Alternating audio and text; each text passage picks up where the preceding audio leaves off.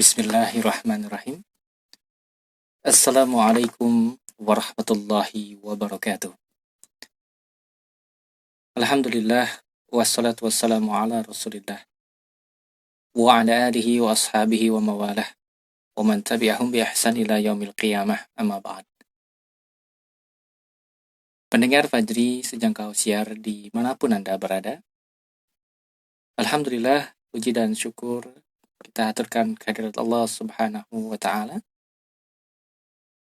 Salawat dan salam juga semoga tetap tercurah kepada junjungan kita bersama, Nabi Muhammad Sallallahu Alaihi Wasallam, beserta keluarga beliau, juga para sahabat, tabi'in, tabi'ut tabi'in, dan mudah-mudahan sampai kepada umat beliau hingga akhir zaman, termasuk kita insya Allah, amin. Ya, pendengar dimanapun Anda berada, jumpa kembali pada kesempatan malam hari ini, hari Rabu, tanggal 1 Zulqa'dah 1440 Hijriah, yang bertepatan dengan tanggal 3 Juli 2019 Masehi. Semoga Anda bareng keluarga seni dalam keadaan sehat walafiat, tetap semangat untuk mengejar sesuatu yang bermanfaat bagi diri kita, berupa ilmu tentunya, dan juga rezeki yang halal. Ya pendengar, kali ini seperti biasa kami menyapa Anda dalam rubrik Ibrah.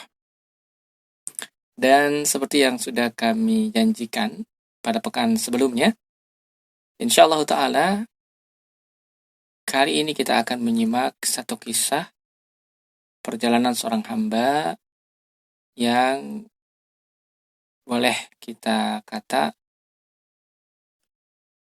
bergelimang hidup dalam dosa yang amat sangat berat, gitu ya. Dosa yang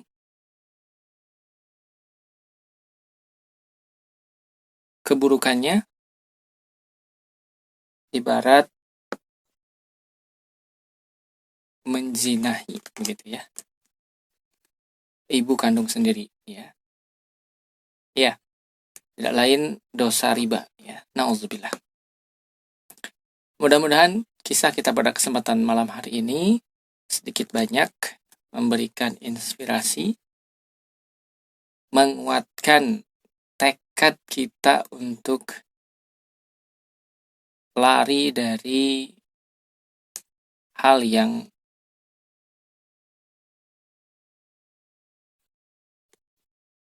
nista tersebut, ya. Hal yang dewasa ini begitu mudah kita dapatkan, ya. Bahkan setiap hari bisa jadi ada SMS masuk, ya, pesan masuk ke handphone kita, ya. Penawaran demi penawaran yang begitu menggiurkan, ya. Nauzubillah. Nauzubillah, semoga kita tidak tergiur, ya, dengan pesan-pesan yang seperti itu, ya. Karena dosa daripada riba ini sama dengan nauzubillah, dosa menzinahi, ya, ibu kandung sendiri, ya. Nauzubillah. Nah, pendengar dimanapun Anda berada, langsung saja kita simak kisah kita pada kesempatan malam hari ini di rubrik Ibrah. Dan tentunya kami juga memberikan kesempatan kepada Anda yang ingin berbagi, ya, nanti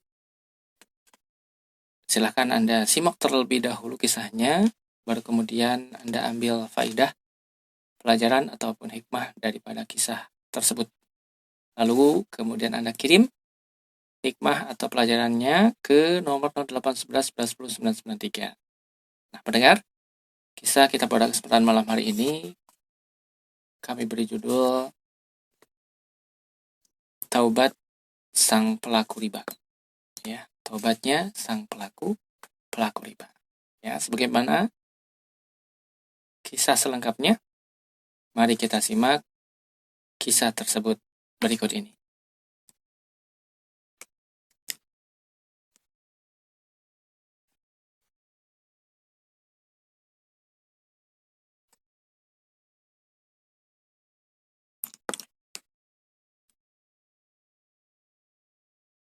Baik, pendengar dimanapun Anda berada,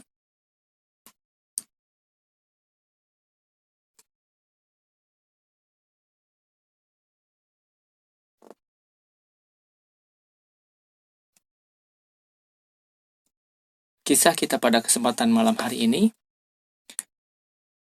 berlatar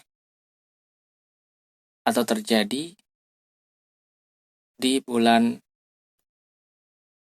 Ramadan. Kisah ini bermula tepat di tanggal 20 Ramadan 1437 Hijriah.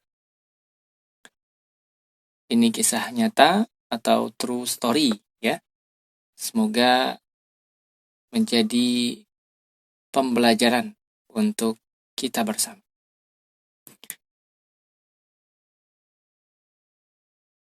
Ya, pendengar, di tanggal tersebut seorang hamba berkesempatan untuk kembali berdiri di depan Ka'bah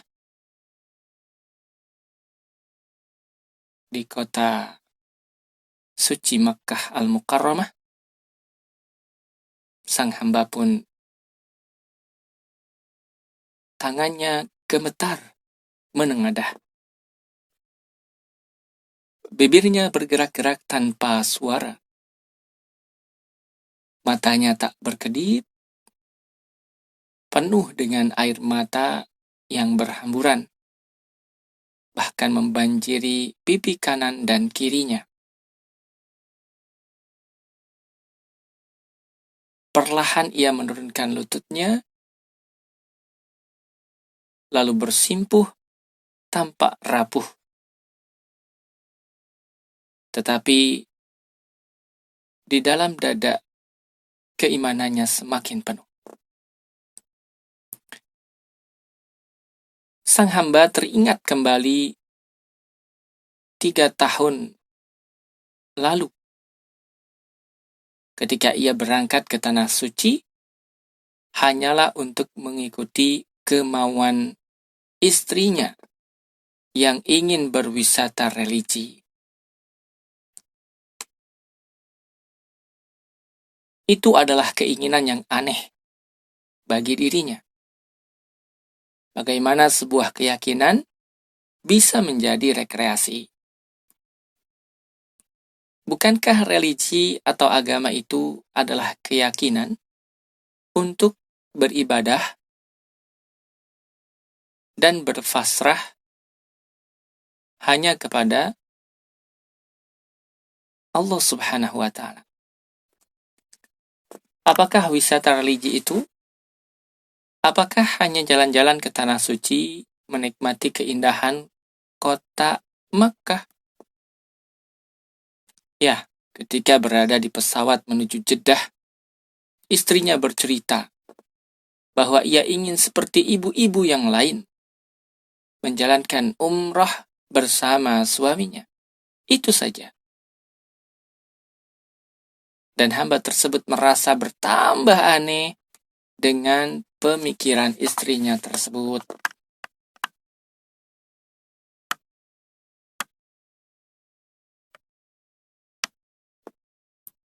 Terjadilah dialog antara sang suami dan istrinya. Sang suami berkata, "Jadi, kita pergi ke Mekah ini hanya soal gengsi." Sang istri pun menimpali, "Iyalah, kita ini kan orang kaya. KTP kita juga Islam. Walaupun kita tidak pernah menjalankan perintah agama, kan tidak ada salahnya kita menunjukkan kepada orang-orang bahwa kita juga bisa agamis. Ya, menurutku begini. Ya, begini inilah caranya." Sang suami kemudian menanggapi apa yang dicelotehkan oleh sang istri. Apa kamu sudah titik-titik ya, pulang pergi Jeddah, Mekah, ya, pulang pergi Jakarta atau sampai Jeddah, itu mahal. Belum lagi biaya hotel, dan kamu menghabiskannya untuk satu kata, gengsi. Gitu ya, sang istri makin atau berusaha untuk meyakinkan suaminya ya terhadap pemikiran yang dimilikinya. Itu juga bisa menaikkan derajat kita loh, kata sang istri. Selama ini orang-orang mengenal keluarga kita kan keluarga rentenir. Ya, keluarga rentenir. Dengan pergi ke Mekah seperti ini, orang-orang akan tahu bahwa kita juga memiliki sisi religius, gitu ya. Nauzubillah.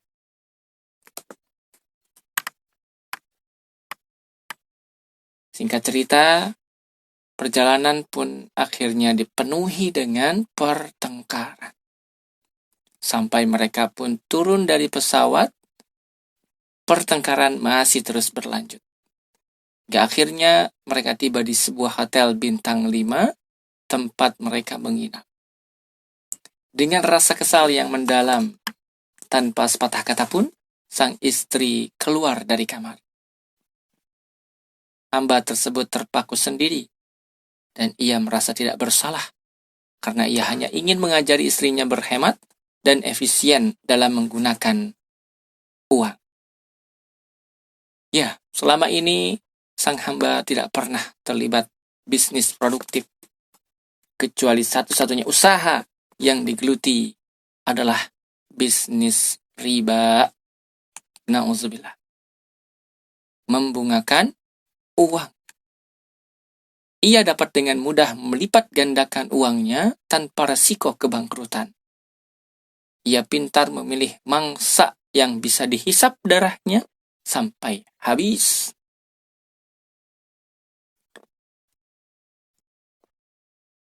Adalah ia mengenal satu orang tuan tanah. Sebutlah si Fulan. Sang tuan tanah yang menjadi korban, yang takluk di bawah kaki sang hamba. Sebagian besar tanah milik Fulan sudah jatuh ke tangan hamba tersebut akibat bunga pinjaman. Sore itu adalah hari naas, awal mula kehancuran bagi Fulan dan keluarganya. Ketika itu anak laki-laki Fulan baru saja dibelikan motor baru. Sebuah motor besar 250 cc yang lagi hits di kalangan remaja.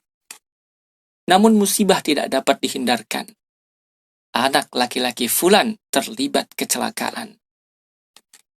Ia tak dapat mengendalikan kecepatan motor barunya, lalu menabrak rumah tetangganya. Dan anak laki-laki Fulan terluka cukup parah pada bagian dada. Bahkan motor barunya pun ringsek dan ia pun dilarikan ke rumah sakit. Kondisi anak Fulan sangat kritis dan butuh penanganan serius. Dokter yang menanganinya sesegera mungkin harus melakukan pembedahan pada organ dada agar mampu menyelamatkan nyawa anak si Fulan. Pihak rumah sakit meminta dana awal sebesar 100 juta rupiah. Dana tersebut harus disediakan paling lambat 1 jam ke depan. Pembedahan dada akan melibatkan beberapa dokter ahli dengan peralatan yang super canggih. Itulah penyebab pihak rumah sakit meminta dana awal yang besar. Pada kesempatan yang sempit itulah Fulan dicekik oleh hamba tadi. Fulan menelpon dan meminta bantuan kepada sang hamba. Halo? Ya. Sang hamba menjawab, ada apa? Ya. Fulan pun meneruskan maksudnya. Aku dalam keadaan kepepet. Aku butuh 100 juta rupiah saat ini juga. Sang hamba menimpali. Aku tidak meminjamkan uang sebanyak itu tanpa jaminan dan bunga yang besar.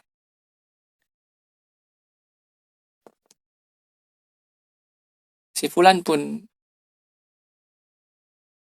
merajuk, ya, memohon. Apa yang kau minta? Anakku sedang sekarat di rumah sakit. Cepatlah katakan. Tentu saja ini kesempatan, ya, bagi sang hamba. Tentu saja sertifikat tanahmu yang seluas 1000 meter persegi. Bawalah ke rumahku. Tanpa pikir panjang, tentu saja fulan pun langsung menelpon salah satu pembantunya yang terpercaya untuk mengantarkan sertifikat tanah yang dimaksud kepada sang hamba. Tak berapa lama kemudian, si hamba itu pun menghubungi fulan. Halo, sudah di tanganmu, ya, sertifikatnya? Dan si fulan pun menjawab, ya sudah, aku akan bawa uangnya ke tempatmu, sekalian kamu tanda tangani perjanjiannya. Ya, oke. Masya Allah. Setibanya di rumah sakit, sang hamba menyodorkan perjanjian utang untuk ditandatangani. Disebutkan dalam perjanjian itu, fulan dapat mengansur utangnya dengan 2 kali angsuran dalam 1 bulan. Sejak hari perjanjian ditandatangani. Jika tidak dapat melunasi, fulan akan dikenakan denda 2 kali lipat jumlah hutangnya dan berkelipatan sama di setiap bulannya. Ya.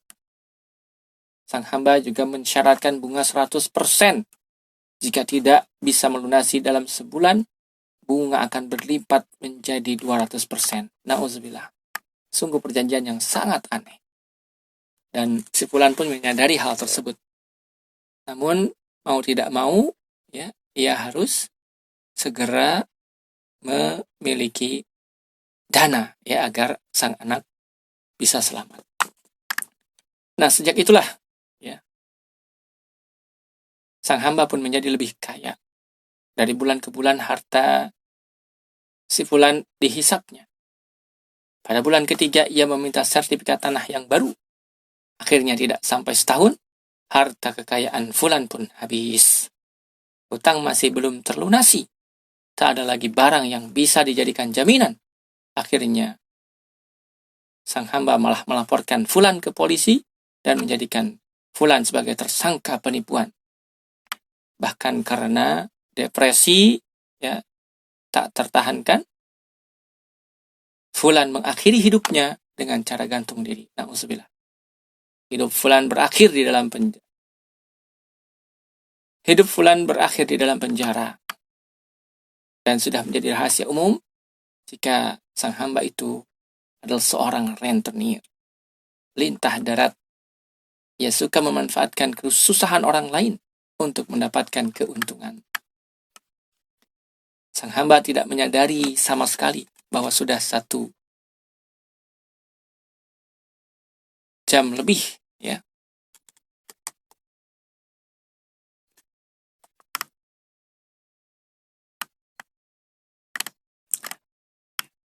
Dan pendengar dimanapun Anda berada, ya, kembali pada momen di mana sang hamba berpisah dengan istrinya. Dan sang hamba tidak menyadari sama sekali bahwa sudah 1 jam lebih istrinya meninggalkan kamar hotel. Ketika bel kamar berbunyi, sang hamba tak memperdulikannya. Ia malah tambah marah.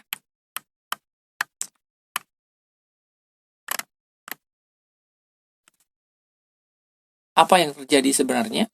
Ya.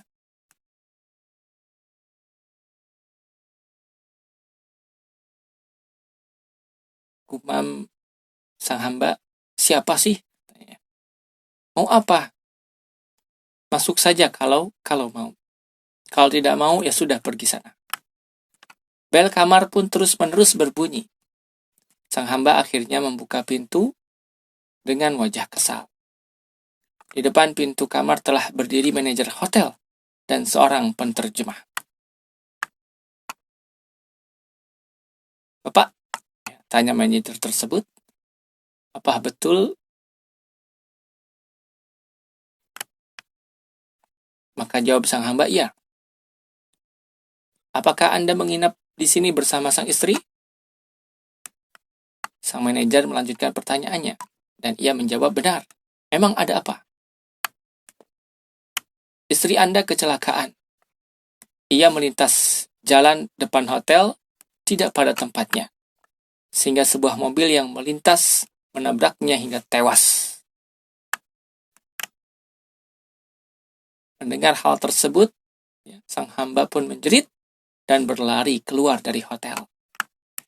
Ia tidak menemukan jasad sang istri karena sudah diangkut ke rumah sakit.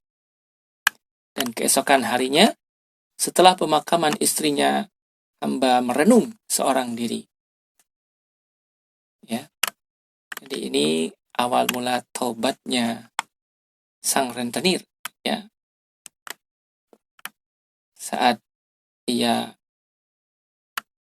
melaksanakan ibadah umroh, kemudian bertengkar dengan sang istri, istrinya pergi keluar dari kamar hotel, dan tiba-tiba diketuklah ya pintu kamar hotel oleh sang manajer dan diberitahukan bahwa sang istri kecelakaan.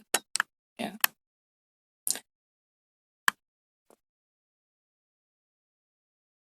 Dan saat itu ketika selesai pemakaman istrinya, sang hamba merenung seorang diri di dalam kamar hotel.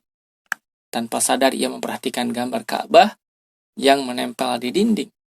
Dan tiba-tiba ia teringat nasihat-nasihat agama yang pernah didengar. Ya. Sayup-sayup terdengar ya nasihat tersebut. Kalau kau berada di kota suci Mekah, bisa saja engkau mendapatkan hidayah. Disucikan Allah dari dosa-dosamu, kata seorang kiai di kampungnya. Caranya bisa macam-macam. Ada yang lewat mimpi, ada juga yang lewat musibah. Semua itu bisa saja terjadi jika Allah berkehendak untuk mengingatkanmu agar engkau membersihkan diri dari dosa. Dan ingatan itu menekan jiwa sang hamba. Ia baru sadar, ya, baru saja kehilangan istri semalam dan dikuburkan pagi harinya. Bahkan ia mengingat sang teman, yaitu si Fulan, lelaki yang mengakhiri hidupnya di penjara. Ia bergumam, oh tidak, ya, saya tidak pernah mengambil nyawa orang, tetapi saya hanya mengambil harta orang. Bahkan sering, tapi nyawa tidak pernah. Ia terus bergumam dalam hatinya, berkecamuk, membela diri, sampai ia benar-benar tertekan dengan nasihat-nasihat agama yang pernah didengarnya. Bahkan ia bergumam dalam hati, apakah aku dikehendaki untuk dibersihkan dari dosa? Lalu kemudian ia tidak tahu harus meminta petunjuk kepada siapa. Jiwanya terus mengalami tekanan yang luar biasa. Sementara ia tidak bisa berpikir jernih. Ketika ia melihat gambar Ka'bah itu lagi, tanpa sadar ia langsung menjerit, Allahu Akbar. Kemudian ia berlari keluar kamar menuju lobi hotel. Menemui bagian reservasi, meminta untuk dicarikan taksi, dan ia ingin pergi ke Ka'bah. Dan di sanalah ia akan mengadukan serta memohon ampun atas dosa-dosanya yang membuatnya tertekan begitu hebat. Tak lama berselang taksi yang dipesan tiba di depan hotel. Sang hamba pun segera masuk dan meminta diantarkan menuju Masjidil Haram. Tak dinyana, ternyata sopir taksi itu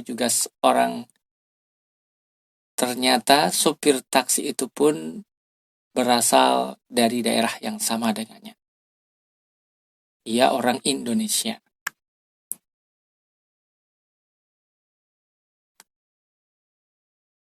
Sang supir mengawali perbincangannya, pembicaraannya. Bapak dari Indonesia?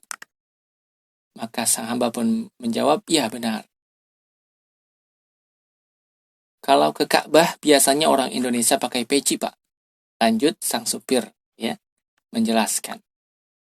Maka sang hamba pun menjawab, aku tidak punya peci. Maka si supir itu pun menimpali, ini Pak, pakailah punya saya. Kemudian hamba itu mulai menceritakan seluruh kejadian yang dialaminya kepada sopir tersebut. Sang hamba berkilah bahwa ia tidak pernah membunuh atau menghilangkan nyawa orang. Ia juga tidak pernah. Namun ia hanya mengambil harta orang-orang itu dengan cara rentenir. Maka supir itu pun menghentikan taksinya karena memang sudah sampai di Masjidil Haram. Dan sebelum sang hamba turun dari taksi, maka supir itu mengomentari mengenai fulan yang bunuh diri di penjara. Sang supir berkata, Bapak tidak perlu menyangkal bahwa tidak pernah menghilangkan nyawa orang. Orang itu hidupnya dengan harta, Pak. Jika hartanya habis, maka nyawanya juga bisa habis. Jika Bapak merebut seluruh harta Pak Fulan, maka Bapak sama saja menghilangkan nyawanya. Kalau Bapak tidak percaya, coba saja Bapak hidup tanpa harta. Begitu ya. Jelaskan panjang lebar. Dan akhirnya sang hamba pun terdiam mendengar kalimat demi kalimat yang panjang dari supir taksi tersebut. Tanpa sepatah kata pun, perlahan-lahan ia keluar dari taksi. Matanya menatap Masjidil Haram. Namun ia belum juga melangkahkan kaki. Duduk termanggu, mematung, ya. Dan setelah beberapa menit taksi itu pun meninggalkan dirinya yang berdiri sebuah patung. Ia masih belum mengerti apa yang harus dilakukan ketika sampai ke Ka'bah. Tetapi hatinya dari tadi mengatakan bahwa ia harus ke Ka'bah. Kemudian perlahan-lahan ia melangkahkan kakinya menuju Ka'bah. Ka'bah olehnya terlihat begitu agung. Tubuhnya bergetar kuat ketika hampir mendekati Ka'bah. Orang-orang yang berlalu lalang menabraknya. Hamba itu pun rubuh dan terinjak seseorang yang sedang melakukan tawaf. Kemudian ia pun bangun lagi. Melangkahkan kaki semakin mendekati Ka'bah. Semakin dekat. Semakin dekat. Semakin dekat Ka'bah. Dan orang yang tawaf pun semakin banyak. Ia tidak mampu menembus barisan. Sang hamba berdiri sempoyongan. Tubuhnya masih bergetar hebat. Ia tidak tahu apa yang harus diperbuat di depan Ka'bah. Tetapi ia tetap berdiri di situ, di antara orang-orang yang sedang tawaf. Tiba-tiba bibirnya bergerak-gerak. Ya Allah, tunjukkan aku jalan kebaikan. Hanya itu yang mampu dikatakan oleh hamba tersebut. Sampai akhirnya ia benar-benar terjerembab ke lantai dengan mata terpejam. Ketika ia membuka matanya, ia sudah berada di ruang perawatan kesehatan. Setelah pulang ke tanah air, sang hamba pun berkunjung ke salah seorang sahabatnya semasa kecil yang ilmu agamanya cukup baik. Dan ia pun menceritakan seluruh perilaku buruknya selama menjadi rentenir. Ia juga bercerita soal kejadian yang dialaminya di tanah suci Makkah Al-Mukarramah kepada sahabatnya tersebut. Maka sang sahabat pun berkata, karena engkau tidak punya anak, maka berikan dan sedekahkan seluruh hartamu untuk kemaslahatan umat Islam. dan aku akan memberimu modal agar engkau bisa berbisnis, memulai bisnis baru, dan mengawali hidup baru. Sejak itu, sang hamba pun benar-benar memulai perjalanan hidupnya dari titik nol. Ia mulai membangun bisnis kuliner dan menabung. Sampai hari ini setelah 2 tahun lebih menabung, dan ia pun berhasil kembali mengunjungi Ka'bah. Ia kembali mengunjungi Haramain. Dan tangannya menengadah gemetar. Kunjungannya kali ini betul-betul penuh makna. Bahkan air matanya mengucur deras di atas pipinya yang kurus. Bibirnya bergerak-gerak tak jelas.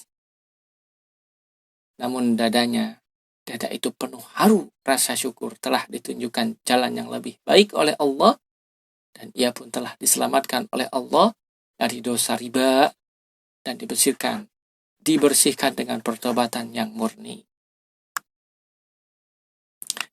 Satu firman Allah Subhanahu wa taala dalam Quran surat Al-A'raf ayat 153 sebagai penutup daripada kisah ini, yang artinya orang-orang yang mengerjakan kejahatan kemudian ia bertobat sesudah itu dan beriman, sesungguhnya Rabb kamu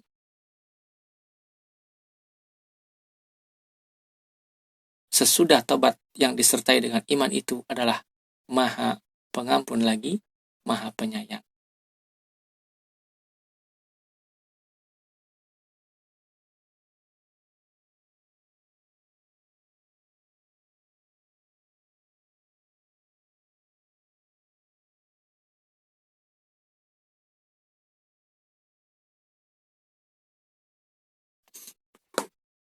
Nah, pendengar, dimanapun Anda berada, inilah kisah ya tentang tobatnya seorang rentenir, di mana awal mula pertobatannya di bulan Ramadan saat umrah. Bahkan umrahnya pun jauh dari kata niat ikhlas lillahi ta'ala. Namun daripada kejadian tersebut, ya, ba'dallahi ta'ala, dengan izin Allah, dengan kehendak Allah, ia mendapatkan hidayah taubat dari kegiatan nista, ya, rentenir, ya. Ya, itulah ketika seorang seburuk apapun, ya, ketika Allah berkehendak memberikannya hidayah, maka tidak ada yang bisa menghalanginya, ya, dengan cara apapun. Dan tentunya mudah-mudahan kisah ini memberikan inspirasi, ya.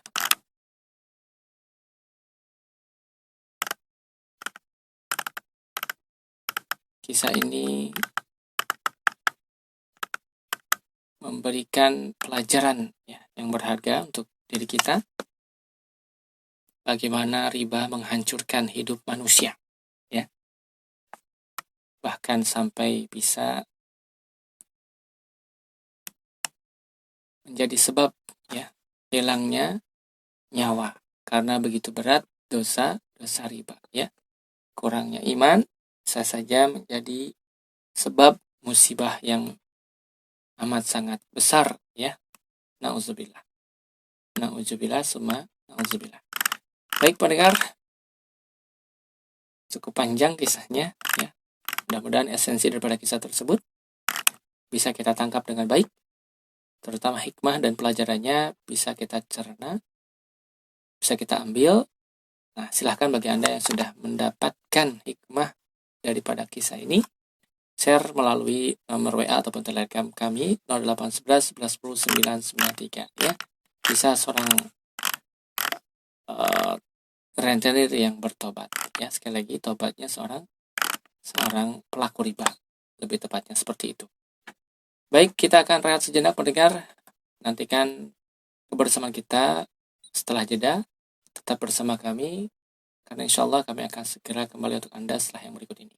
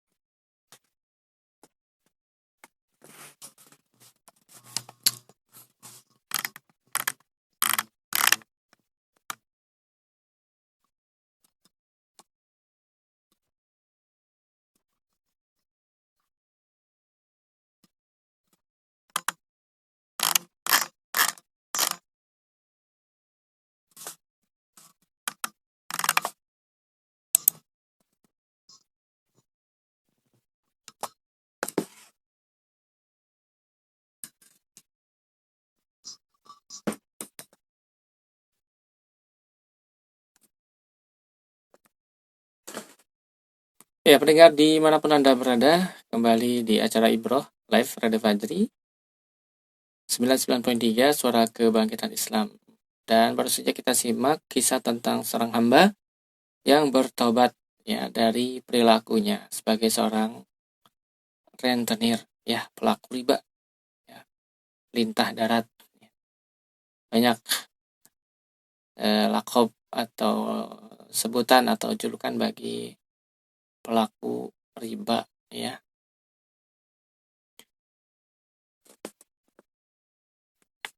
Sayangnya perilaku ini ya terlebih di zaman seperti saat ini ya merebak masuk ke kampung-kampung. Nauzubillah ya.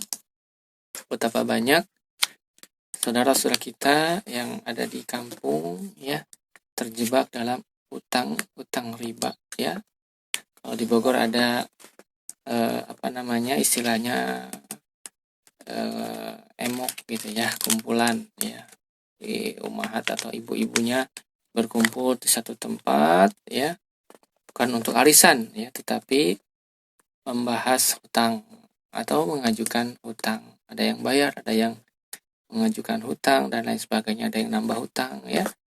Dan ternyata ketika meminjam hutang itu misal 100.000 pinjamnya, diterimanya cuma 90.000 dan dikembalikannya harus ya per bulan, atau ada yang harian, ada yang mingguan, dengan nominal yang kalau ditotal lebih daripada 90.000, bahkan lebih dari 100.000 ya. Nauzubillah ya. Riba itu awalnya juga sudah rugi ya, apalagi dilanjutkan ya, apalagi lebih besar. Nominal 100.000 saja sangat berat ya. Bayangkan harian misalnya harus 10.000 ya, kali 30 hari berapa itu ya. Nauzubillah ya.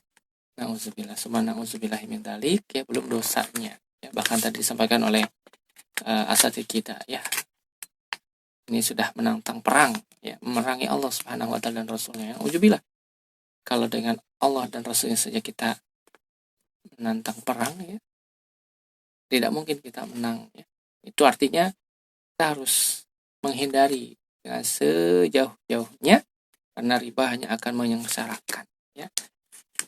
Riba hanya akan menyengsarakan, akan termasuk dosa besar. Yang ringannya itu sama dengan berzina ya, dengan ibu kandung sendiri, setara dengan berzina. Nauzubillah, nauzubillah ya. Dosa riba itu ngeri banget ya. Baik, silakan pendengar. Tadi kita sudah simak kisah tentang seorang hamba yang biidznillah dia pelaku renten ya, pelaku riba ya, yang mendapatkan hidayah ya di kota suci Makkah Al-Mukarramah ya, dengan kejadian yang memilukan juga ya, Masya Allah. Tapi alhamdulillah ya, alhamdulillah mendapatkan hidayah ya. Ya, mudah-mudahan kita berdoa kepada Allah Subhanahu wa taala. Pertama, semoga dijauhkan dari yang namanya riba. Kemudian jika terlanjur ya, terjerembab dalam kubangan riba, atau mungkin ada di antara kita yang pelaku riba, nauzubillah, jangan sampai ada, cepatlah bertobat. Jangan sampai kejadian ya, jangan sampai kita ditegur oleh musibah dulu ya, baru ketika mendapatkan musibah ya, seperti tadi istrinya meninggal ya secara tragis, baru kemudian bertobat ya. Ingat akan segala hilaf ya. Nauzubillah, jangan sampai ya, lekas bertobat kepada Allah Subhanahu wa taala. Insyaallah kita selamat dunia akhirat ya. Baik, silakan bagi Anda dimanapun berada yang ingin bergabung ya, mendapatkan tentunya yang sudah mendapatkan hikmah atau pelajaran daripada kisah tadi, share hikmah atau pelajarannya ke nomor 0811 11 10 993 ya. Baik, pesan pertama datang dari Dinda di Dramaga ya.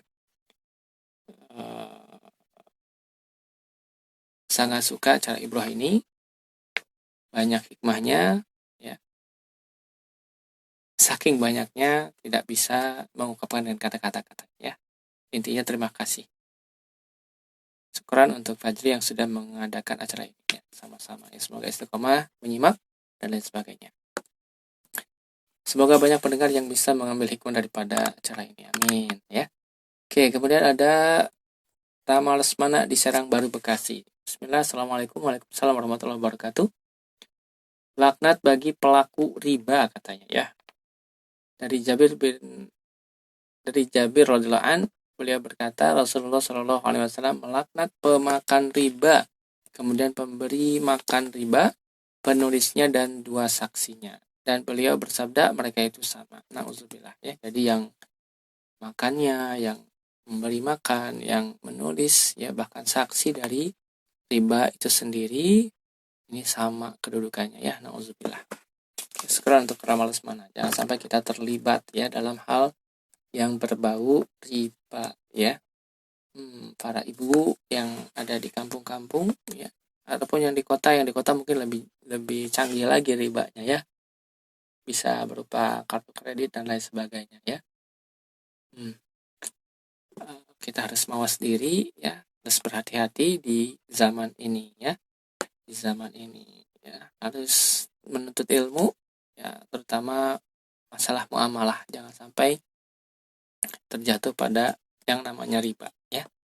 Insyaallah ya. Yang di kampung juga Masya Allah sebagai utamanya pengurus ya, aparatur desa ya, mudah-mudahan ya bisa menyelamatkan warganya dari pelaku riba ya, dari rentenir ya. Nah, hanya akan membawa masalah ya, permasalahan bagi warganya ya.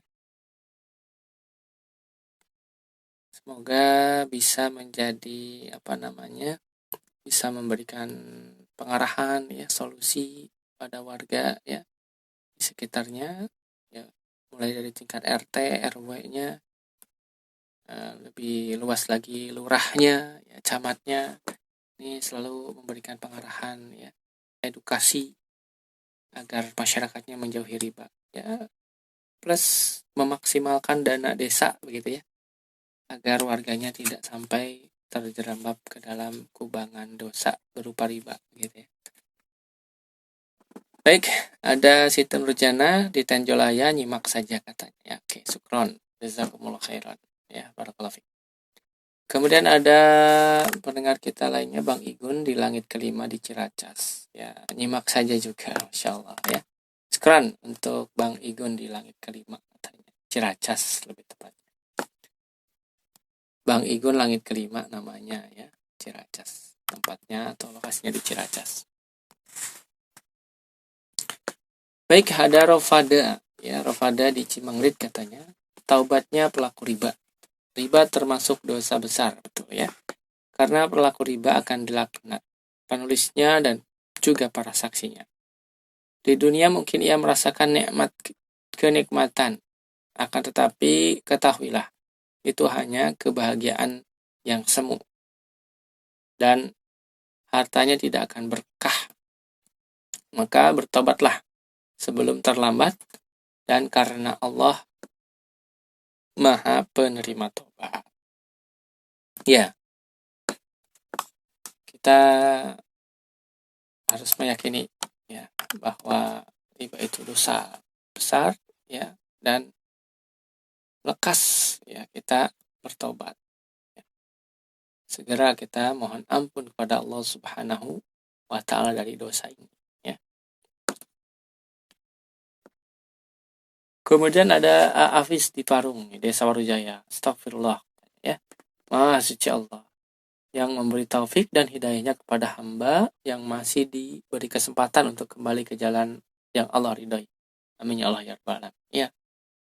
Langka ya. Jadi langka yang seperti ini ya. Masya Allah. Karena dosa itu biasanya menghitamkan ya, menutupi hati, menggelapkan hati. Jika hati gelap ya, pertama bisa bertahap ya, sakit, kemudian bahkan bisa jadi mati, ya, tidak bisa membedakan mana yang hak dan batil, ya. Masya Allah, sungguh beruntung, ya, si hamba tadi yang diberikan taufik oleh Allah Subhanahu wa taala sehingga bertobat, ya, saat berada di Mekah Al-Mukarramah.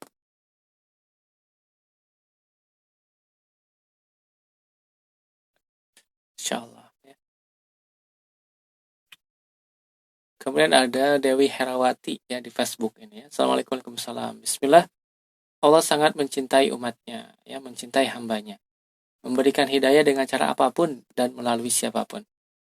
Pelajaran yang kita petik adalah mencari rezeki dengan cara yang halal, walaupun hasilnya sedikit, yang penting berkah, dan tidak menzalimi orang lain. Oke, Dewi Herawati di Kampung Pos. Ya, syukran. Jazakumullah khairan, ya, barakallahu fiik, ya. Ada Ibu Iin Herlina. Ya, ini pertanyaan bentuknya. Saya Ibu Iin Herlina, di tempat kerja saya banyak bank keliling. Gimana caranya supaya tidak ada bank keliling lagi? Wallahu alam, ya. Tapi ada di beberapa desa, ya, kampung, bahkan apa ya namanya teh, di ganggangnya itu gapura kampung, ya. Ini Masya Allah, mungkin atas inisiatif warga atau kerjasama dengan aparatur desanya, ini membuat poster, ya, rentenir dilarang masuk, ya, lintah darat dilarang masuk, ya, bank keliling dilarang masuk, gitu, ya. Nah, ini Masya Allah, kalau sudah ada tulisan tersebut, ya, insya Allah, ya, tidak akan bisa masuk orang-orang seperti itu, ya. Orang-orang yang datang seperti pahlawan, padahal penjahat, ya. Datang seperti pahlawan memberikan solusi, namun dibalik solusi yang diberikan menyengsarakan, ya. Jangan terkecoh, ya, jangan tertipu, ya. Anda hanya akan merugi, sejatinya merugi, ya. Masya Allah, nauzubillah. Ada Marta di Tanjung Priuk, nyimak saja katanya. Oke, sekarang jazakumullah khair. Lalu ada Khaulah Aziza, bismillah. Subhanallah, na'udzubillah min dzalik, katanya, ya. Allah Subhanahu wa taala berfirman, orang-orang yang memakan riba tidak dapat berdiri, melainkan seperti berdirinya orang yang kemasukan setan karena gila.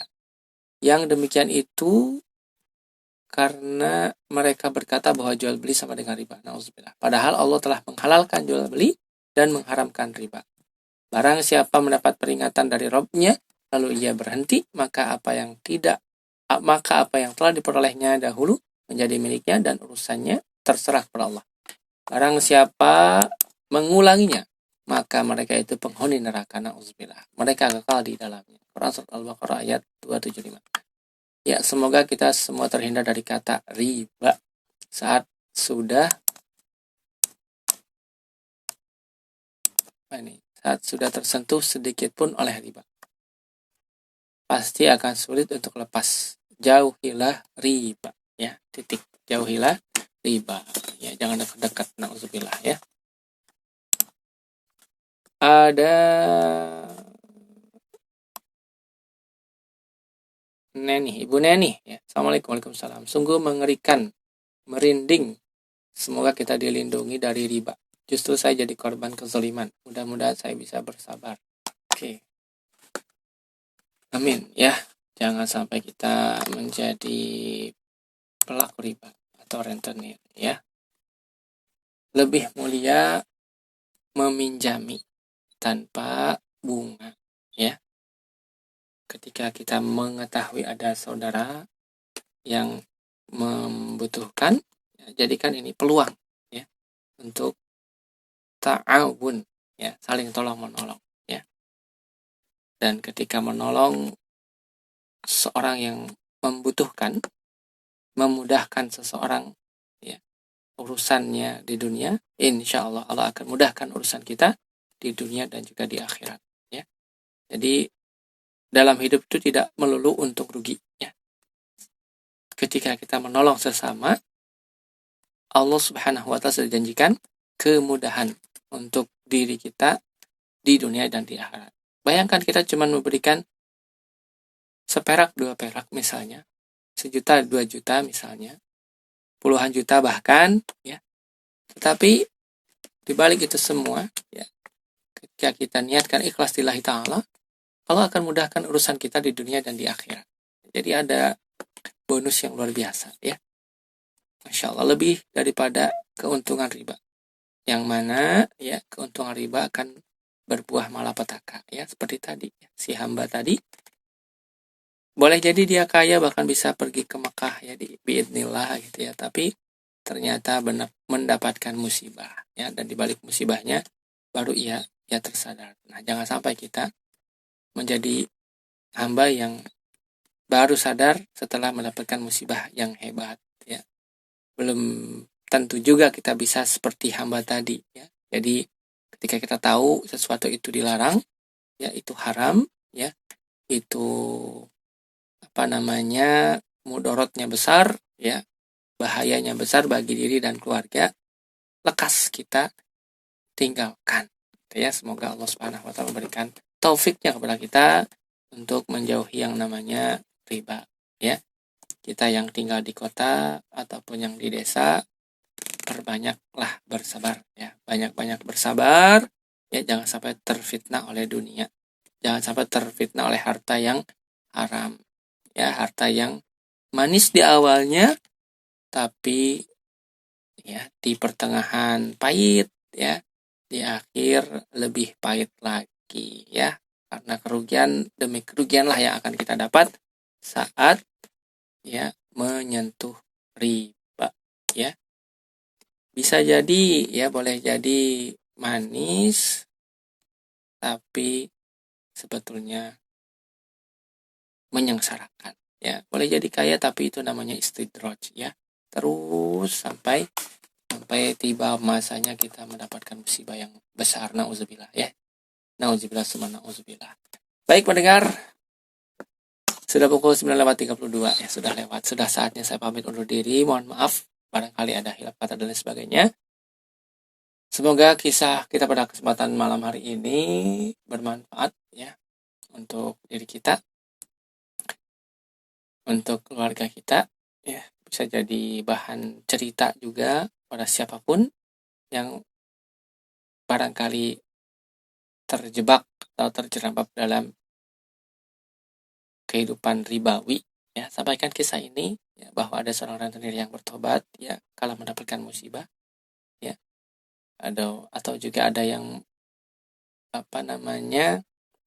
menyesal, bahkan depresi, bahkan sampai bunuh diri karena hutang riba. Nauzubillah, jangan sampai terjadi pada diri kita dan keluarga kita ya. Wallahu ta'ala alam. Subhanakallahumma wa bihamdika asyhadu an la ilaha illa anta astaghfiruka wa atubu ilaik. Semoga seluruh pendengar Radio Fajri dijauhkan dari yang namanya riba ya. Amin ya Allah ya rabbal alamin. Assalamualaikum warahmatullahi wabarakatuh.